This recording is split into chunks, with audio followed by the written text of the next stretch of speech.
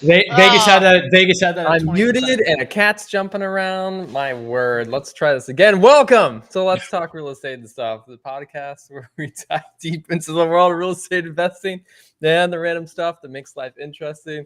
I'm John Whitfield, joined by my co-host Carlos from Investor Fuse and Carrot, and Papa P, aka Brandon, whatever you want to call him, from Ted Sysops. And we're joined today by Daniel. I'm going to pass it on to Papa P here to go ahead and introduce our guest today and what we're going to be talking about. Oh, this is going to be a good one. The topic of all wholesaling industry and space, or all REI, regardless of what niche you're in, is dispositions. And Daniel has invented and created what looks to be one of the most interesting softwares to allow you to find the right buyer in the right market without having to spam and blast people. It allows you to laser in and focus on exactly who you need to talk to and get to them quicker, so that way you can make even more money. So Daniel McClam, listen, he had to, I just realized your last name. That must have been a tough upbringing. Like, I could go with a lot of jokes with that, and I did not know that was your last name, and that just totally caught me. That totally caught me off guard. I was like, oh shit. Could be worse, Pop. Could be worse. Could be worse. It wasn't that bad. I didn't get made fun of too much. You didn't? Okay. No, we're all here. It's good. We're okay. All right. Well, dude, We're moving deals. We're good. well, I mean, yeah, dude, you gotta have a tough skin to get into wholesaling and real estate. And however you develop that tough skin throughout your childhood and early adulthood doesn't matter, because it comes into use, especially when getting hung up on and sworn at when trying to buy houses or trying to sell deals. So why don't you break us down, man? Like, all jokes aside, it's a pretty unique, InvestorBase is a pretty unique software, right? It kind of comes in and does something a little different than what everybody's used to, where, everyone's so used to the marketplace and spam blasting and mass dialing and mass email and texting and all this stuff, right? And for some reason, you kind of, maybe I'm just putting words in your mouth here, but kind of said, listen, I'm done with that. Like, that's not the right way to do things. And you kind of invented this other way, you know what I mean? Like, where it's more individualized, more focused. I mean, I guess, like, the real question is like, why? Like, why and how did you come up with that? Like, what sparked that? Yeah, it's definitely a lot different. The reason, to answer your question, is because we think a little bit differently about dispo, and that stems from probably 100% stems from how we operated our wholesale company. We were. I'm not going to sit here and say we were better than anybody else. We were just a lot different than anybody. Like how? What were you doing? So on the dispo front, we never sold a deal to a local flipper or landlord. So, I guess I'll just go back if you're interested. We had what else do I gotta fucking do, dude? Like, fucking go. Yeah. So let me just explain that. When I was a commercial broker for 3 years, doing industrial sales and leasing. Life was great. I was on a great team. We did a lot of deals, and my two older brothers started wholesaling. But I was interested in it, but didn't fully decide to come on board until I started to see who they were working with. And my brother had made some great relationships with some institutional buyers, which, if you're new to wholesaling, you might not remember, but if you've been in the game for a little while, you'll know that the institutional presence in the single family space was quite large in 2021 or 2020, 2021, 2022. So we built our whole business around selling institutional buyers when I jumped in. And what that looked like is we were just targeting who was paying the most nationwide. So this wasn't like a mass spray and pray to a list. We reverse engineered and we found out, hey, who's paying the most in the country. And we wouldn't even decide where we were going to market and what list we were going to market to find sellers until we knew who was paying the most. So that's what I mean when I say we were different. We were in 15 different markets chasing an institutional buyer because they were paying 110 or 120% of ARV. So is that what you're saying? So because you were doing it that way, your software investor base kind of lends to that, or it just allowed you kind of like a platform into what investor base is today? Is investor base about finding institutional people, or you're saying that was the core basis that helped me think of what needed to be done, and then you've created this new platform? Is that what you're saying? Right. Yeah, the latter of that. So that is the premise of what the software does and why we build it the way it is due to our history. What it does is it'll identify the most likely buyers for your deal that will pay the most. Right. So that is based on, how we built our business, so, and it was very successful until, obviously 2022 when the music stopped. It was a little hard for a while, man. It's just like any other business, you go out, you build SOPs, you formulate your plan, you train your teams, and then, things break and you got to pivot, you got to rebuild. It's the way it is, dude. It's the way it is. Like I was talking to someone the other day, and they're like, man, you've been doing a lot of stuff. And I'm like, it's not that I'm doing a lot of stuff where it sounds crazy. When you're in real estate, like there's cycles, and there's mini cycles, and there's larger. Everyone thinks of a cycle as in the market's up and the market's down. But inside of that up and down is like, okay, foreclosures are hot and then they're not. So now you need something else, like buying retail is hot and then it's not. And wholesale, and same thing with institutional. And for a while there, it was the thing, and then that stops. And now there's a new thing, and then that'll stop. And that's just the way it is. You know what I mean? Like you have to pivot. And it's an inevitability that in any business, whatever you're doing now will change. It's just a matter of, can you keep up with that change? And it sounds like you did. It sounds like you thought of it and were like, well, shit, this is coming down the pipe, and you pivoted. So did you pivot from there into this, or was there something in between? Well, immediately. So I would say October 2022, I call it Black Friday, but not the good kind of Black Friday. We probably had 20 or 30 deals, I don't know, under contract. Most of them assigned with institutional buyers that, I get a phone call. Hey, Daniel. So you saw the rates just went up the other day. Yeah, we're pretty much done buying, right? Like we're terminating basically everything, or, the fee essentially got chopped in half so low that it made no sense, So I'll never forget that day. We lost probably $150,000 worth of assignments in one day. Wow. So there was that, and I was like, oh wow, yeah, this sucks, And I had 4 acquisition agents in house, 20 cold callers overseas. We were doing 10 deals a month. We were generating between 20 and 40 leads a day. So, when that happens, it's hard to fully pivot like immediately, but we had to immediately dispo these deals, right? So what we had to do for a little bit before we got to InvestorBase era was we had to JV, right? Because we looked out there and, we were like, okay, well, what are our options to immediately identify buyers? And there really wasn't any great options. So we turned to JVing, because we still had leads coming in. We still had deals that we now have to find a new buyer for. Like my guys need to get paid, and we started to JV deals and just realized that it just was not sustainable for our business model. It's like my guys are making half as much. They're still working just as hard, on the acquisition front. Maybe you're getting cut in half. We're still spending the same amount on leads, but now we have to chop it in half. So I got with Jack, who probably should be on this call. Jack's better late than never. Better late than never. We'll get him on next time. But Jack is probably the smartest person I've ever met in my life. We've been friends since we were 12. And before you met John and Papa P, you mean? Yeah, exactly. Okay. Thanks, BP, I don't know where Papa P came from, dude. I like BP a lot more than Papa P. BP hits for sure. BP does hit.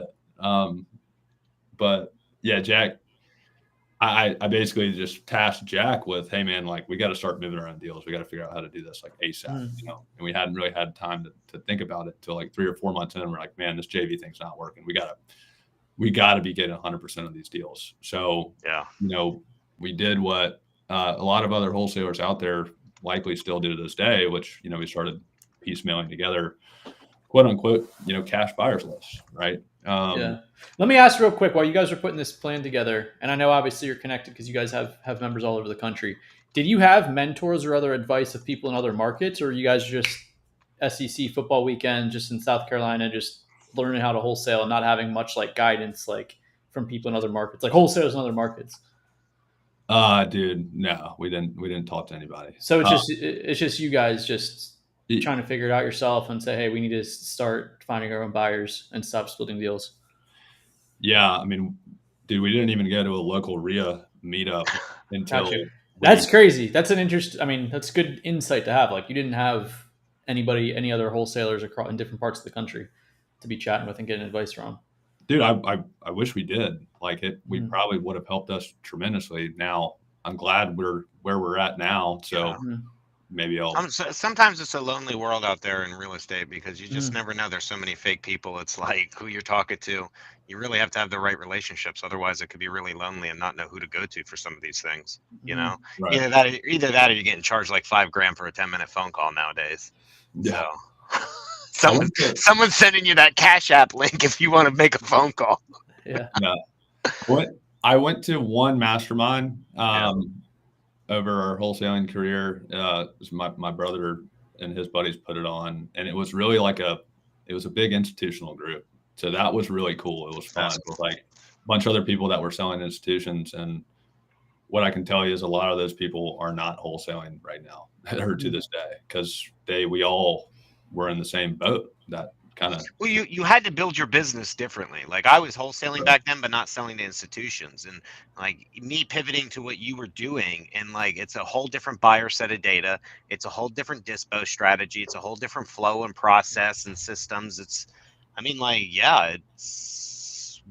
to pivot back into direct buyer, flipper, mom and pop, first time flipper stuff.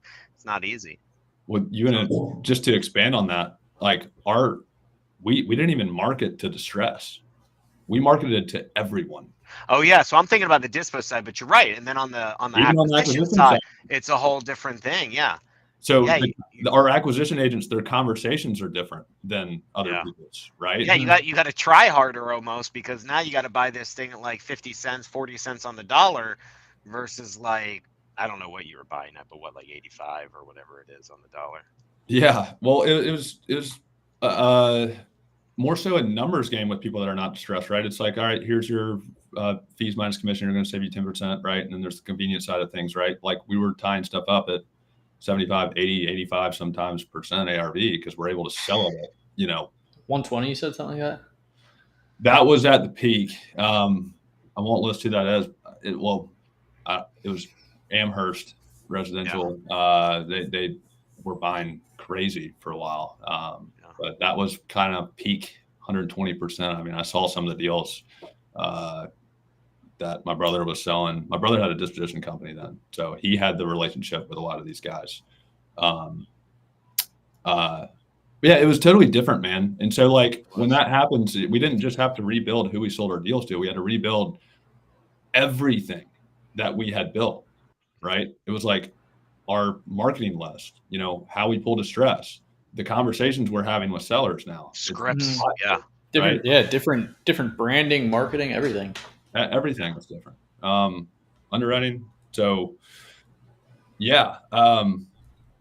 No, we didn't really have anybody that we talked to, Carlos, and I wish we did, because we probably could have pivoted a lot faster if we had a community or, some people. And I remember things happen for a reason, Brown, like you said. I mean, look at where you're at now. You got this great software that's helping a lot of people that maybe if you pivoted faster, did something different. I'm a big believer in like the butterfly effect. Every single thing is going to adjust what you're doing in the future. So, I mean, I think you got a good thing now, dude. That software, I mean, I used it. It's pretty nice.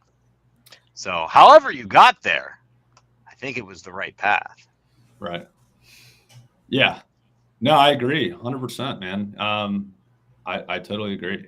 And look, it's not like we weren't successful and didn't have a great business, right? Yeah. It's just like we were so ever leveraged with buyers that ultimately weren't going to be there. Whereas Mhm. the local flippers and landlords, They're they're always going there. to sustain, right? Because they're full time in that business. Whereas, when it comes to interest rates being 2, 3, 4%, of course, these pension funds and these, subsidiary hedge funds, they're dumping billions of dollars into SFR, but they can just pull that cord right when rates go back up.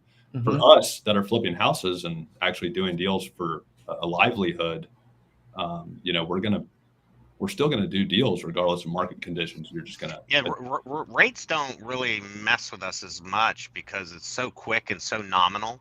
You're turning a house. So whether I think rates went, like, I was doing hard money, like I was getting hard money. It went from like 9 and then 11, 12, as interest rates went up. So it popped a little bit, but it's like you're holding on to this asset for like 3 months, 6 months. Like, it's not, you know what I mean? It's not affecting you as much. You might try to buy it a little deeper, but really, so all I'm saying is like, we're more able to accept the interest rate adjustments, whereas the hedge funds and big institutional guys, they were literally just playing a game of leverage. That's it. They were playing a game of arbitrage between how cheap money was and what they could buy and get. So they exactly. were more sensitive. Yeah. Yeah, 100%. I think oftentimes we pass off that interest rate to the end buyer, if you're a flipper, right? Oh yeah, 100%. Unless you're buying and holding, then you got to obviously get a little bit deeper because that debt makes the deals a little bit harder. That's true too. But When we're talking about a landlord holding it long term, I was talking more flipping, but yeah, you're right on that. yeah. Because the interest rate payment is going to be higher. So leading up to the software, all right. So you did all that and you pivoted. Did you actually pivot your wholesaling business, or did you just develop the software and shut down your wholesaling business? Well, throughout 2023, I would say, so just for reference on timing of all this, we built the MVP, or like version 1 of what InvestorBase would become to be, in August of 2023. So between like October 2022 and then, we were JVing deals, and we also started flipping houses, because that was kind of our solution to, hey, we got to get our guys paid more, right? Like, we need to start flipping some of these, taking them down. So from August towards the end of the year, when we built it was initially called Buyer Beacon, which was, I still like that name, but that we built it. Jack brought it to me and was like, "Hey man, check this out. You know what you told me to do, like about how finding cleaner data and pulling it all in like this. Like, what do you think about this?" I was like, "Dude, this is the coolest thing I've ever seen in my life." We started using it in our business. 6 months later, we have beta users that they heard about it, they wanted to see it. So we had 10 beta users for like 8 months, and they're like, or 6 months, and they're like, "Man, you guys got to do something with this. This is absolutely epic." So, timeline of events goes, we're still doing lead generation. We were still flipping houses. We were still wholesaling up until December 2023. So exactly a year ago. So like a couple month time period of you were still Yeah. wholesaling while the first version was rolling out, people in beta and stuff. Exactly. And it obviously, it like saved our business, like it really did. We were able to get 100% of deals and still wholesale, but we were able to do it without a 5, 6, 7-step process. That was the problem that we found when we went and piecemealed together buyer data. Was one, the data wasn't there. Like a cash buyers list, there's a lot of slippage in data there, which I have to get into at some point on the show, but there's a lot of slippage there. And then it's like a 5, 6 step, 7-step process to get to the end product, right? And so we were able to save time and move deals with a handful of phone calls, like super fast. But yeah, in January, we realized that this was extremely powerful. Other people had similar issues that we did. There wasn't really, great options on the market for what we did. And it was kind of blue ocean. It hadn't really been done yet. So that's when we went full time into it in January, and then hard launched in April of this year. So, side question. Yeah. Just having run now a software business and a wholesaling business, which one would you rather run? John likes that question. John, what do you think, man? You can weigh in here a little bit. I've never run a wholesaling business, so I pick software every day.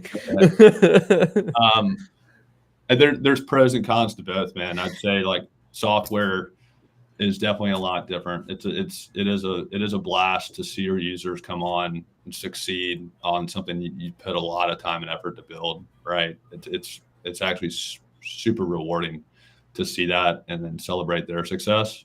I'll always be kind of a deal junkie, right? And so like the other day, a deal came on MLS and I just happened to get like a NASDAQ notification on my email. And like, I thought about it for 5 seconds and I was like, I can't help it. And like send them an email. I sent them an email, full price cash offer, got under contract, made one phone call on InvestorBase and sold it for 15K fee in like 2 weeks. Sight unseen. Couldn't help yourself, bro. I couldn't help myself. Yeah, I had to do the deal, bro. It's in the bloodline. Yeah. So there's what I like more. Wholesaling is definitely more transactional, right? It's a different business model, right? You don't know when that check is going to come through or if it ever will. You know, with SaaS and reoccurring,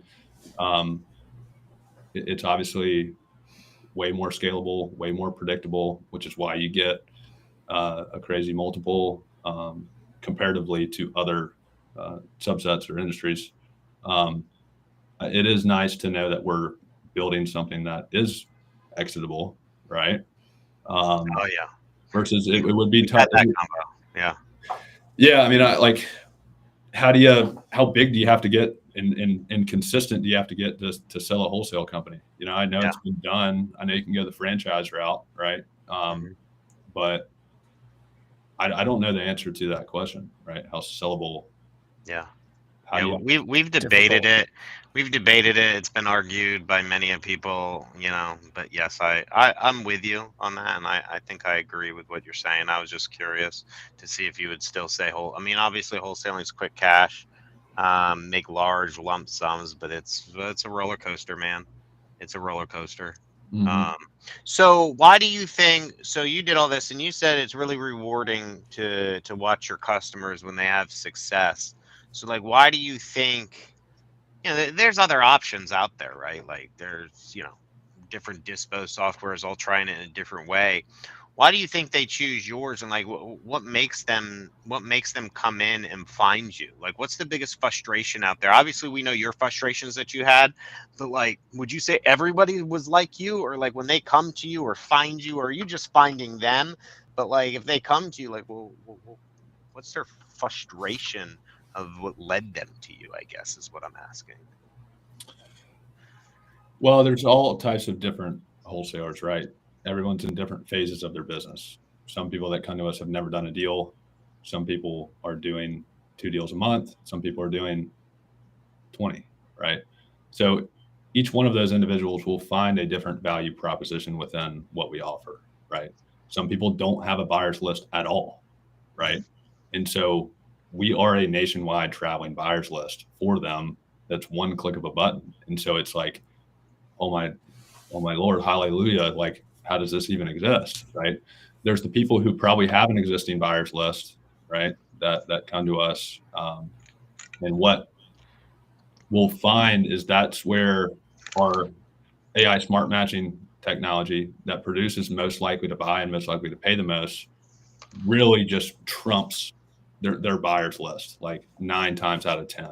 I have countless stories of people utilizing Smart Match to get a higher assignment fee than them sending it to their buyers list.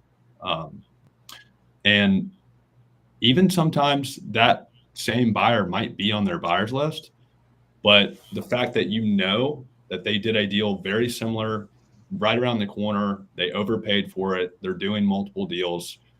The fact that you know that you should retarget your marketing to that specific buyer versus just sending out one email blast and then not retargeting them, we tell you who you really need to be targeting to get the largest assignment fee. So that's where people find a whole lot of value. I mean, I have people who tell me all the time, man, I marketed this in my whole buyers list. And not only did we identify buyers that weren't on our list, but we were able to move it for $10,000 more after sending it to 4,000 buyers. So hang on. So you're not okay. So just to clarify for people listening, because this popped in my head is like, so you're not a place where I'm gonna go buy data and have a buyer's list. You're saying, you use the word like I'm a walking portable buyer's list for any market in the country, or however you said it. So I'm not coming to you like a list source and downloading this data and using you as a CRM or anything. I'm coming to you because you have the data for me to go in, search my deal, and find a buyer that matches my deal, is what you're saying? Not that I'm coming in and downloading 1,000 records, skip tracing them, and mass dialing them. You're saying I'm staying in your system and I'm getting this answer with what you called smart match and all this. Can we clarify that for the listeners? Yeah, and you nailed it, Papa P. You can run. It's very simple. Okay, I'll just break it down super simple. If you just run a subject property that you're trying to sell through our software anywhere in the country, we're going to identify the most likely buyers for your deal every single time. And that's based on their transaction history. That's based on the fact that this person has done a deal, right? So you can't raise your hand and be a buyer, or try and pretend to be a buyer and be put into InvestorBase. You can't get there. We're tied to county records. So the only way that you can be a result within InvestorBase is if you have done a deal. Oh. So it creates a clean list of qualified buyers based on the fact that they have done a flip or bought a rental.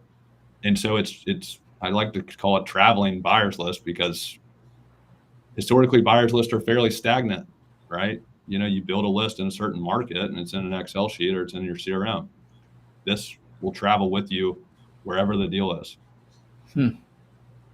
It's funny because like dispositions has changed a lot since I've been involved in real estate investing. And like, I remember, 9 years ago, people are like, I got to build a buyer's list. I have all these questions. I ask them, what zip codes they buy and what type of homes do they buy? How much money, like what's their cap and stuff. And you've built a piece of software that completely makes that irrelevant, because you are actually as well producing from records what people are buying and how it matches to your deal, which is what people have been wanting for so long with how they have been trying to build a buyer's list. But I mean, it's actually like real, because like everybody can lie. And so you get on the phone with somebody like, yeah, I'd love to, 10 deals a month. And that's a ridiculous number for a buyer. But let's just say they say what they want to say, but you're proving it through the actual data, which is really interesting. And I don't have a question there. That was just a statement that I kind of connected the dots there, because I can't tell you the amount of systems I built at the beginning of my career where buyers would answer those questions, and then you could like search and say everybody in my buyer CRM that wants this zip code would pop up, and you'd market them all. Yeah, I think I built that for you, didn't I? Back in the day. So it was really cool. I was in a Podio InvestorFuse space today, and it brought back some memories. Yeah. I was trying to remember my Podio password today to log into my smartphone, and I was like, shit, I've been in Podio so long. But yeah, because that's how it was. Because that was, I used to have, it was almost like seller data, right? You have to the raw data and going all the way down, skip tracing it, cleaning it, skip tracing it, corporates, all that stuff. It was a lot of work. Obviously, that was back before technology, and then came marketplace, right? It was basically like an auction.com style place, or a Zillow style place for people to go find these deals, and allowing everyone to mass market. So everyone built their business like just blasting, and whoever came back to you is who then you would go and talk to. So along comes InvestorBase. It's like, no, we're not blasting. Now, actually, let me ask that question. Like, you're not blasting. This has nothing to do with marketing. You're not marketing at all, right? This is not marketing. Here is the name. Go pick up your cell phone and call this 1 or 2 people. Don't go blast them emails. Like, actually make that relationship connection is what you're saying. Right. Yeah. So it's targeted outreach, right? So buyers will not be able to go to some place and access all of the deals that you have and see all the deals you have, and they can't say they want to be like they can't say that they want to be able to see your deals, right? So it's targeted outreach. So we provide you with their phone number for free, right? So that's a big value prop with us is historically you're going to have to pay between 8, 10, 12 cents, right, for skip tracing. And that's the final step to identify the people's contact information. We do all that for you. So it's a one click of a button. We provide you with the transaction they did. We then AI smart match it, all of them, all the deals that have been done. We produce the ones that are most similar and most likely to be a great buyer for you towards the top. Then we tell you who the actual flipper entity name is, what their name is, and we give you their contact information. So it's targeted outreach for you to make a phone call to them, and all you have to do is just bring them into your world, right? They're there for you to reach out to, bring them into your world. So SMS and email communication can be an aspect to that, bringing them in your world. So we do allow you to download that list to CSV to contact them. But phone call, from what we're seeing out there, man, like phone call will always convert the highest, right? Am I right or wrong on that? I mean, You're right. I've been on y'all's thoughts too. Papa P has a metaphorical tattoo. Make manual phone calls great again. I swear to God, dude, I've been preaching this. I've been preaching it for like 4 years, but he has. But I'm also old school, man. Like it was even on my team. I'm not, this had nothing to do with wholesaling, but somebody was gonna in there. I was like, hey, you need to go talk to this vendor or whatever, and they're like, yeah, I'll shoot them a text message. And I was like, pick up the phone. This is like a big thing. Pick up the phone and talk to them about it. We get the right pricing. Like, yeah, it can be done via text, but there's something to be said with getting on the phone with somebody and, asking them how their day is, kind of listening to their voice tonality. And you kind of build, even though it's on the phone, you're still building this little connection that you can't get via text or email or whatever, because it's so easy for them to be focusing on something else and respond to you quickly. I mean, how many times have we done that? You're just like quickly typing while driving or eating or taking a shit or something, and you're not even paying attention. But if I pick up the phone and call you and you pick up, you're going to be more focused, and I can build that relationship. I can really connect with you. You now know my voice, my name. So that way, when I reach out to you again, I'm not just another unidentified digit in your list of, you know what I mean? So yeah, dude, I'm with you on that. And I think it's kind of a forcing function, Papa P, of how InvestorBase is. Like John talking about the old days, like when InvestorFuse first started, back when I was wholesaling, it did kind of seem like that was the name of the game. Like everybody's building a buyer list focused on quantity, and then when you have a deal, just blasting it out. Now, kind of talking about like maybe where the industry is going a little bit, or like how InvestorBase is. Like, before innovations, or maybe when innovations started getting popular, it was really about like, or one thing that was beneficial was buyer relationships, like manually learning about your buyers, building relationships. That was with because buyers, the marketplace thing had the marketplace strategy, and Daniel, you can correct me if I'm wrong, but like that whole marketplace and blasting strategy had, what's the word I'm looking for? Exhausted and frustrated the buyer pool. Yes. They were just stressed because they were getting just bombarded with either deals, the same deals from different people at different prices, blast emails, blast text. There was no, because I'm a buyer, or I was a buyer too. And it was like, you send me a deal, like, dude, like, okay, call me. Like you click a button, no one calls you. And it's like, you feel like you're fighting. It almost felt like using the MLS back in the day. And we all didn't want to use the MLS for a reason. And the competition and the lack of like an agent, like you really wanted that relationship with that agent. So that way, before they listed it, they would just call you and be like, Brandon, I got this listing. It's about to come up. Do you want to buy it? And that's what every buyer is looking for. And the marketplace just took it away and then like just lambasted them. And so many buyers I talked to, what they got frustrated with was the competition. Because it wasn't just competition of just getting a deal. It was competition of, I give you a price, you say I got it. Someone else calls you, offers you more money, and then you try to rake me over the coals for it, and it's just bad faith.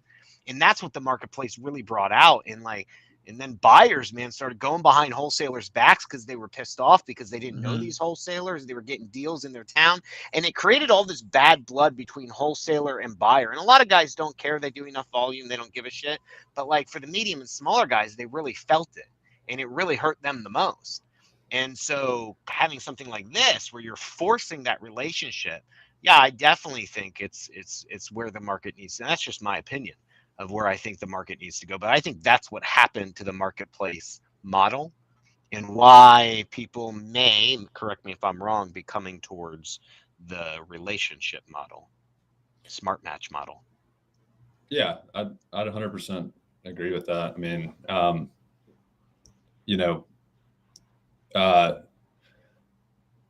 with marketplaces, you'll get so many deals in one day. It's like you really can grow numb to that, right? But also as a buyer, like we flip houses, if I see it on MLS, same as if I see it on an off-market marketplace, I know immediately that I'm one of 1,000 to 2,000 to 5,000 people that have seen that deal. I'm immediately not interested anymore because I know it's going to be an uphill battle and my margins will get squeezed so much that it's not even worth me spending the time to underwrite it. Unless I can get it under contract in the first 5 minutes, like I did with the other deal that I mentioned. And I just happen to see it and I'm the first one to it. I know it's going to be a freaking battle, dude. It's like, it's a headache you don't want to have because you already have enough headaches as a buyer. Yeah. And I'm not interested anymore. However, if I'm a buyer, which I am, and I get a call from somebody and they say, hey man, I got this deal locked up. I saw you did this flip right around the corner. It's literally about a little bit smaller. You're one of the first people I've called. I'm really just trying to get a deal done. Yeah. You're gonna react differently to that. Like your response is different. You're gonna feel a little more emotional, connected. You're gonna be like, damn, like I need to focus on this. Yeah, it's like, man, you're actually bringing me an off-market deal. Yeah. I guess you could almost make the argument that these off-market marketplaces are essentially on market now. Yeah, it's a little bit of the argument collapses on itself. Yeah. It's the MLS for wholesalers, and we hated the MLS to begin with, and we literally created the thing that we hated and tried to get away from. We shackled ourselves again with the thing we broke free from. It's hilarious. You either die to hero or see yourself live long enough to become a bad guy. Carlos loves that Batman quote, bro. Yeah. Can you say that again, Carlos? I kind of missed it. What is he doing? You either die the hero or see yourself live long enough to become the villain. Yeah. And that is the number one. That is the most OG Batman quote on the face. Yeah, he says it all the time. I love it. The first time I heard it, I was like, it's very applicable for when we go through storylines in this space. It is, man. It is. It's I like what you said though. Like, yeah, it's not off market, and that's the thing. So like, kind of bringing this kind of like back, right? We talk about like why people are coming to you, and maybe that was the wrong question, right? Maybe they're not coming to you because they want to. Maybe they're coming to you because they notice that their buyers want something different, and like how they find buyers. Because like, I'll be honest, like, so when I was Disbone, right? You tried blasting these emails and calling these people. You're right. They were numb. They're numb to it, dude. Like, and they're not responding because again, they were getting 10 different text messages, 15 different emails, and it all says the same because we're all trying to get through those, what do you call them, John? The TCPA compliance thing. So it's some bullshit like initial message that's like cryptic because they can't say certain words. I like the ones now I'm seeing where they put like $signs in for the S, where they put cash, and I'm like, come on, guys, it's not solving the problem. But it's like, and so maybe wholesalers are saying like, yeah, I need to do this because it's like how I build my buyers needs to be different because I'm just getting like stonewalled from these people, and it's very true. It's like, I don't want to have to compete on market, and off market is the new on market. And it's like, but if you call me, that is still off market. If you list it on InvestorLift, that is not off market. It's literally a fucking market. And like, Yeah. I knew it was a market when not necessarily civilians, but my civilian real estate friends who don't know wholesaling that well are just talking about investor lift like it's a normal thing. It's kind of like when your grandma starts talking about Bitcoin or someone's like old relative. You're like, it's probably a good time to sell, or like, you know. So Yeah, but the difference is like the buyers are different, right? So on the MLS, mom and dad aren't trying to go behind the agent's back to get a deal, right? Like that just doesn't happen. Mom and dad need the agent. But you see something on the marketplace, bro, like these that's fair flippers game. are, yeah, they will go behind. I mean, we have all heard those stories, and we all, and they go behind the wholesalers' backs. And like I know of some, like you read the groups and stuff of like they would literally target investor lift, find houses, and then request the address, and then go behind the wholesaler's back. I mean, it just creates bad juju, dude. Yeah. All of it, that whole marketplace thing. But there's guys out there that are crushing it with it. They don't care. They work off a mass blasting system. So let me ask you that actually. Is InvestorBase, like your customers, are they doing large volume? Or, when I say large, like 20, 40 deals a month, like, one of the big companies in the industry? Or are they between like the 1 and 5 or the 10 and 20 type of thing? Like, where do you find like the majority of people that want to use something like this versus the marketplace? All of the above. And I'll just to elaborate on that, it's like, let's put it this way. You're a large wholesale operation. You're doing 15, 20 deals a month, right? Historically, like a company that size, not only should you be selling your deals, but you need to be actively prospecting for new buyers, right? How do you do that? You go and you pull a list of cash buyers that are thousands and thousands of rows deep, and it's a manual process, right? You have to go and you have to pull together, you have to scrub it, then you have to call it. You're not going to get flippers that are using hard money on there. You're going to be calling a lot of owner occupants that might have just paid cash for the house. We're the perfect prospecting tool for those larger buyers. On top of that, the data we provide is different than the data you'll get in other areas, even a marketplace, right? You have to be opted in to be in a marketplace environment, to be a buyer there, right? For us, once again, we're tied to county records. Like you can't, whether it's was done on market, off market, we're going to pull you in if you're actively doing deals, right? So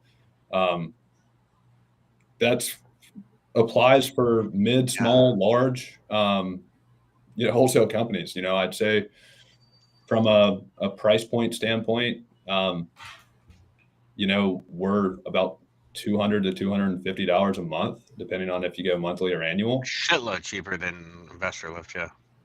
Yeah, and that includes free skip tracing, right? So we're eating that cost too for you. So that makes it super.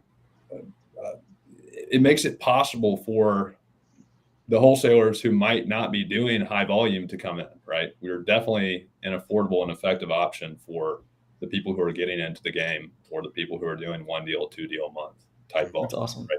And we help you get to that 3 to 4 deal, 5 deal mark because we're saving you hours on hours on hours of time.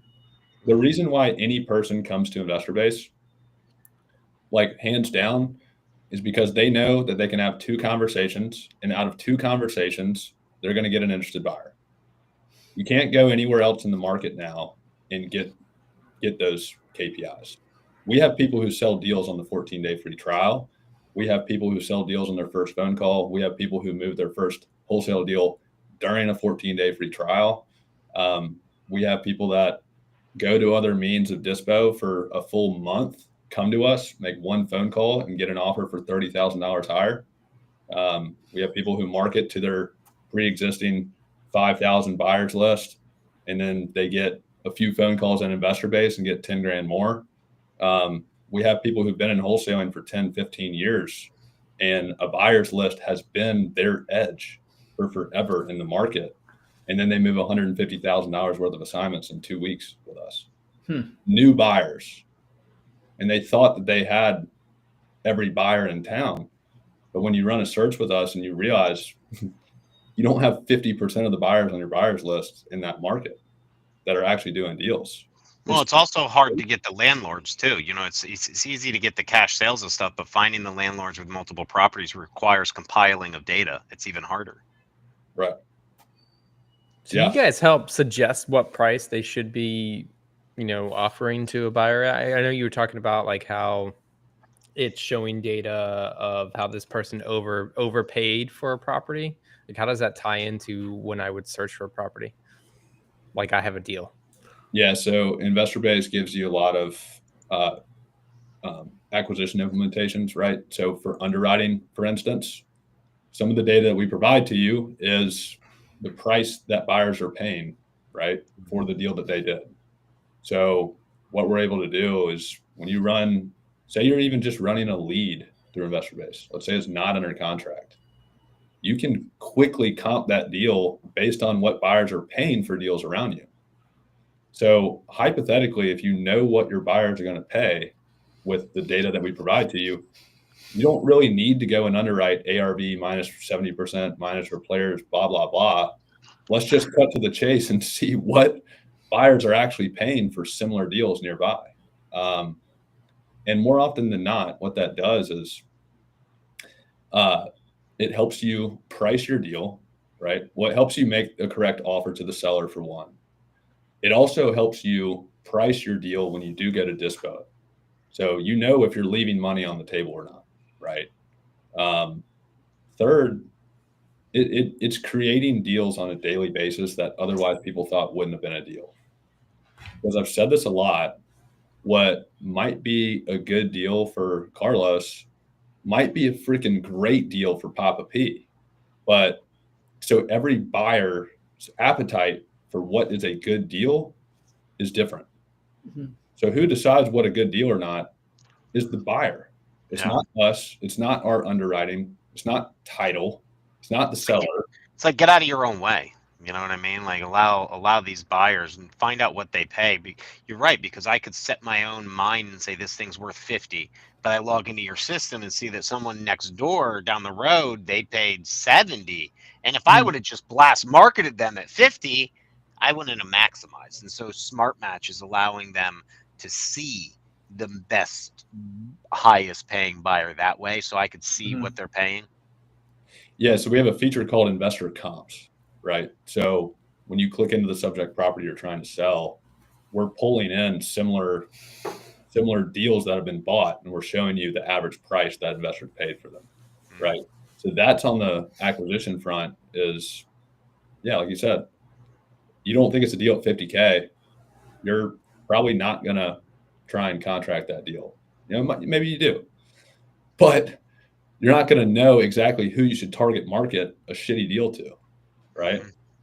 Because, we might say shitty deal, excuse my French, but you're good. It might be great for someone who is looking for, an 8% cash on cash or a 6 cap or a 10% gross yield or whatever their ideal metric is. It could be a great deal for them. There's a lot of money out there that people would love. Sometimes we limit ourselves, and it's like if you already think it's a shit deal, like you said, if you put it under contract, if it's a shit deal and you still put it under. Well, if you put a shit deal under contract and you think it's a shit deal, that's definitely going to come across when you're trying to sell the deal to people. Your 100%. Attitude, everything, your motivate. You know what I mean? Like we all know that when you're pushing a juicy deal, the one that you got really low and you have this huge spread is a lot different than when you're pushing a deal that you don't think you're going to sell. Like your attitude is completely different. In your opinion, Daniel, why do you think companies that focus on novations for their exit strategy right now would benefit from having something like InvestorBase? That's a good question. There's always the fact that some deals are harder to novate than others, right? If they're occupied, depending on the seller's appetite for some of that verbiage being in the contract. I think going to MLS is hard to beat, right? I mean, MLS is MLS, man. Like you're gonna get in front of a lot of people.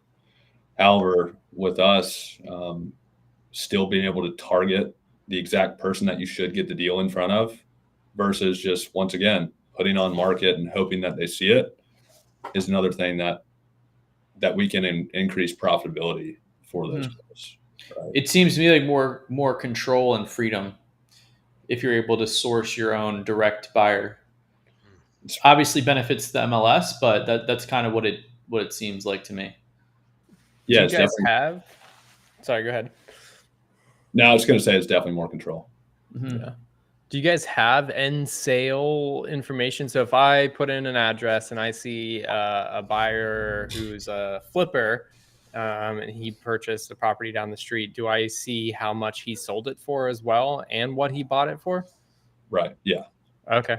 So you're able to track the percent of ARV that buyers are buying at. Okay. And then, this is super technical future questions because that's how my brain thinks. But okay, so I put in a property address. I see the top buyer pops up. Can I look at that buyer and see other things that they are doing, other properties that they're buying? I know your smart match is kind of giving me it up front saying this is a likely person, but do I have the ability to put eyes on other properties that they're doing, is whether it's around or in different states, so that I can have more context when I give them a call? That's a great feature there, John. We're working on that actually, and that is something that John's going to need a royalty on that idea. They're already working on it. Yeah, I'm sure they predicted it. No, so right now for landlords, we'll show you their linked properties, right? Okay. And their portfolio value. But for flippers, think about how cool it would be to have a map view and see historically where every single flipper has done a deal, like say last year, nationwide. So then you can start to build triggers for, hey, this flipper just inserted themselves into your market. You should contact them because they just did a deal. And base your marketing off it, even another step down the road. Especially if they're a good buyer, yeah. If they're a good buyer, it's like for you, now we're almost going in a cycle of like selling to institution or big flippers. We're reverse wholesaling, brother. Well, listen, that's how it used to be back in the day. Like before data became a thing, because I'm that old. Before you buy data, you're not that old. Dude, I was 32 isn't that old, dude. Come on. Yeah, I wish I was 32. What was I saying? Before you could buy this data, right? Like the internet and all that stuff. It's like you had to find those buyers and then repeat sell to them and know what they wanted and then go find that. Like we didn't call it reverse wholesaling. It was just how it was done. It was just like you had these like 2-3 guys in your town, because back then it was hyper localized. And it's just like you knew the big buyers that are flipping 3, 4, 5, and you're like, man, I know he likes this area, he likes this. And so that's what we would door knock and like go find for those people, because that's how it was. And then data and the internet exploded, social media, all that stuff, and everything changed. But it's almost like, you know what I always talk about, everything reverts back to the mean. All goes back, bro. We circle back all the time. And so now that's what you're trying to do. Find the best buyers that pay the most, that you could build those relationships with, that pick up your call and you sell your deals to. But if they get a little wishy-washy, you could go right back in and find the next guy that's going to pay the most and all that. And honestly, you start to save marketing dollars too, I guess. You know, like you save a ton of time. Yeah. Like that's staff too. You're saving staff because you don't need the VAs to like clean and scrub and delete columns and all that stuff in Excel. Yeah, it's all in one spot, right? Done for you, right? I think I forgot what I was going to say, because I was going to say something else earlier, and then that thought came up before I was about to continue to say what I was going to say. That's the best of us. Something I have noticed recently that I've been hearing from wholesalers is their buyer attrition is going up. Like their buyers list, people opting out, is going up. Now I think the market's opting out on emails. Yeah, opting out from being sent any more deals. Because we're fucking sick of it, bro. Yeah. Listen, I don't even flip or wholesale, but like just like you, like sometimes like I'm a deal junkie, I've been flipping. It's like sometimes I think about just doing a flip just because. But I don't want to deal with it. But if someone called me and had a deal in my town and was like, Brandon, Like, hey, I got this flip right down the road from you. Do you want to buy it? I would actually probably consider it and buy it just to do something. But it's like, what do you don't? You don't want to get blasted. Still get the text message. I'm hitting the word stop every time, and I swear to God, they're like cockroaches. They keep coming back no matter how many stops I say. And it's like the same thing. So yeah, I agree with you. The attrition is probably high because of how much they're getting it, and they just want the phone call. They just want a phone call. Yeah, or they're just simply tired of getting sent deals that don't fit their box. Like that don't fit what they want, right? They might, you know. So that's what we're building too. Is we're going to roll this out probably next week. It's What? buyers list. So it's a feature. It is what it sounds like. It is a buyers list. So as you bring these buyers into your world, you're able to save them to your buyers list within InvestorBase. But the way that you curate and can specifically build their buyer box within InvestorBase is unlike anything else out there. Yeah. So what we're going to allow you to do is next time you have a deal, you can literally plug the exact details of the deal you're trying to sell in, and we're only going to provide you with the buyers that it fits perfectly for, right? So you're not going to be annoying your buyers list with deals in a zip code that they don't buy in, or deal if it's on septic and well, they don't buy that, so stop sending it to them. That's a portion for buyer attrition too. Is people are tired of getting. You'll spend 10 minutes asking me about your buy box, and then you'll send me a bunch of shit because everyone just sends their whole buy box emails and texts. Why do you even ask me what my buy box is? And it's because there's not really anything to curate that I'm fully aware of that people are doing on like a normalized basis. There's not anything to really separate buyers really dialed in based on what the deal is and their buy box. So that's just another matching mechanism that we're going to give our. But it worked before, bro. We didn't need your system before because it was so hot. Interest rates were so cheap. Houses were going up so high. I didn't give a shit if I was buying a well. Even if I didn't want to buy something, I always had this buy box, don't buy on a main road. But you know what? In 2020, 2021, I'm buying shit on a main road because I don't really give a shit. Because maybe in 2013, when I came up with that rule, it was hard to sell homes, you know what I mean, back then. But now I just list it and it's gone in a day, and people's buy boxes disappeared and they were buying everything. And now we're like, okay, I need to go back to this. But the wholesalers haven't caught up, and they're just like, send it all now.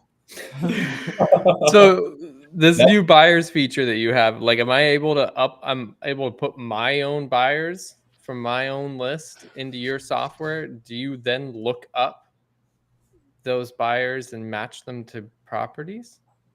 Yes, you can import your buyers list. I was assuming it was compiling from doing the different searches. That's what I thought. Or maybe it's both. It's both. I'm a simple man, though. It's both. So, like, I mean, y'all tell me. I mean, what percentage of wholesalers out there have their buyers list in a CRM versus like an Excel sheet? I think it's trending towards CRM, right? And it has for the last few years. Trending, but still not as fast as you would think it would be. Right. So, I'd almost want to start fresh with the new data that you're able to pull in the tool there in the investor. I would want the data that you have attached to the buyers that I have in my list, so that if I'm bringing in 2,000 buyers that I've gathered over the last 4 years, and then you come in and tell me, well, actually, here are the 100 people that actually matter from these 2,000 people that you have been blasting, that'd be freaking awesome. Yeah, so you can do both. So the idea is like you run a new search, you get your new buyers who actively did a deal, right? That you need to put them in your campaign, but also you plug the deal into your buyers list, and then you pull in the buyers that are already on your buyers list. So then you just build like a super list. It's literally like a super curated list of not your pre-existing buyers list, the right people, but also the new buyers that we've targeted for you and matched. And as these people, you bring the new people into your world, you just add them to your buyers list, right? But being able to curate the most dialed in list, I don't think anybody else can do that out there. Oh, that's very cool. dope. And another thing too is buyers' preferences change over time. Like Papa P is now buying parks. Like 3-4 years ago is looking at flips and wholesaling. Like not everybody's that drastic of change. Like it might be area codes or what they're doing, but that's another thing too of why I kind of lean towards getting fresh data and investor base, getting fresh buyers and investor base, and building your model from there. But again, I'm a simple man. You're a simple man, Carlos. Yeah. Living in Gotham. Until you see him on Instagram traveling to Colombia doing yoga, eating organic, grass fed with boba tea. You'd love it out there, Papa P. You'd love it out there, BP. Oh, I told you. Yeah, go out to a nice dinner for $10. Yeah, if I was a younger single man, that might be on my list, but I'm good. Back in my day, we didn't know about that stuff. Social media didn't exist. There's no such thing as passport bros. Medellin they didn't know about that South America down there. We didn't. Back in 10 years ago. Right. No, we didn't. I think I didn't know anything existed outside of Florida. I didn't know there was another world. I was like, I think it's towards its end. And here's the thing: talk about buyer preferences and where state of the market's going. I think Medellin is toward its tail end of like its peak. People like bros going there for a couple reasons. One, the prices in Poblado, the main gringo American area, apparently have been going up a lot the last year. And just the handful of people that we randomly saw, Miami bros that we would just randomly run into. It's like, dude, it's getting too populated here with Americans. We're randomly running into people and the prices are going up. So it's all dudes and they're all going there because of the women. I mean, it's cheap and there's women. And it's like they're tired of Those are two. Listen, this is two a whole driving factors. This is a whole. But I just met with this is a whole other podcast, bro. This is a whole other podcast. This is a whole other podcast where we talk about that stuff. We could go off on a tangent, but it is. But I wonder if anyone in Colombia is using InvestorBase to dispo deals back in. Probably. There's a lot. There's surprising a lot of wholesalers there. I'm sure a lot of wholesalers that live there. I'm sure there is. So when you release this, are you going to be raising prices, or is the prices are going to stay the same even with these extra features? We're probably going to look at adding tiers to pricing like next year in 2025. And that's pretty simply because, every wholesale business is different, right? There's some people that might not need a lot of data, right? And that might not need blah, blah, blah. So we're going to have a lower tier for them that might not need all the feature and functionality. But there's also the people who want to pull tens of thousands of buyers every month. Yeah. We can't support that user right now. Not at that pricing. No. So we need. That was gonna be my question. Do you have limits right now? Yeah. So there's short-term limited, like there is a back-end search cap that rarely do people hit. It's essentially so that, somebody doesn't come in and bankrupt your boy Daniel over here. But it's just a short-term solution really until we roll out. Yeah, he's locking up his data like a clam. Yeah, that was good. What he was waiting to use that line. What bro, I've had so many this whole show I've held back. What if I come in and I buy your software today? Do I get locked into a price? Like, am I grandfathered, or am I still going to be subject to the tiers? You don't ask people that question. Have I taught you nothing, Papa P? Well, I'm just curious for our listeners because we got a QR code up there talking about tiers. Papa P being wire being. If I was a listener and I'm like, well, shit, do I need to act fast and get it at current pricing and get locked in? I mean, that's really, I think about that as a user all the time. That's true. That's fair. Yeah, no, I mean, it's a great question. I think if you go annual, we're definitely going to honor that current feature set that you get in at, right? I'm not going to take anything away from that, right? Month to month is subject to change, I'd say. I haven't been a software guy for that long, and we haven't had a big pricing shift with a lot of active users. So I'll probably you'll answer that. I'll have to answer that question fully at a later date. We'll do what's right. We'll do what's right by everyone, of course. And that's good. Well, I mean, yeah. So anybody listening should go out there and lock up the annual pricing for now, and get locked in, and that way get the best features. But you're going to be releasing new stuff. I think that's important, man. I think what you're doing is pretty awesome, and I think it's needed because it's just, if you've listened to our show in the past, like we've talked about dispo, we've talked about the different softwares, the different styles or ways of dispoing. And like you said earlier, everything goes in cycles, right? Like Mhm. different types of Everything buyers. is a remix. Everything is a remix, and I like this because it's bringing back that old school way of building your buyer relationships. You know what I mean? And really focusing on them and giving them what they want and how they want it. And I think that that's undervalued in this industry, especially as you're a younger dude coming in and you're just like watching YouTube videos and all you care about is money, and like you'll do, you know what I mean? You're just blasting shit, and like there needs to be a change for some of that for our industry. So I think this is poised to be very successful. I couldn't agree more. Yeah. Drop your link, Papa P, for the MAGA themed make manual phone calls great again. Sure. Yeah, I'm in the middle of coming up with the merch for that, so don't Okay. worry. Yeah, Let's send Daniel one for free. I got you, bro. Okay. I'll shoot you Awesome. InvestorBase Yeti mug. Oh, dude, yeah. I'll love me some Yeti mugs, dude. No, I'm glad you were able to come on, dude. Yeah, for sure. So the QR code's there for anyone. Scan it, log in, create a user account, sell your deals for the most money. I mean, just to bump in there, Uh, like the ability for you to use it for acquisitions, I think is freaking phenomenal. And like that idea of what are people actually buying this deal for. So as much as we've been saying dispo in here at the very end, I wanted to make sure we said that again for people out there. Like this That's can be true. a tool for acquisitions as well. And Very those are actually truly the people who get the most out of InvestorBase. Like the people who actually understand how to use it on the acquisitions front, those are the people who are doing better than others. Mhm. Like I the people believe that are that. doing 10, 20, 30 deals, they're like, oh, wow. Yeah, they immediately see the power of Yeah. running their leads through there, right? Yeah. I mean, it's like comping, but like better than comping because it's Yeah. like who's actually interested especially in if you these have a types lot of of deals. data. As long as you, especially if you have a lot of buyer data, because like just seeing one person around your property doesn't really help you, but you see like 15 buyers all in this one like little subdivision block or whatever, and you're like, okay, here's where they're all buying. I mean, it's pretty much a no-brainer. And you see immediately that they all paid between 150 and 180. You're I like, mean, you're okay.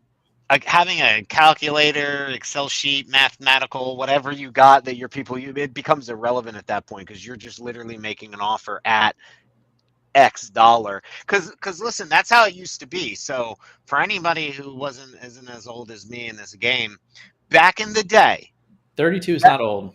back. I love that you keep calling me 32. I'm digging it.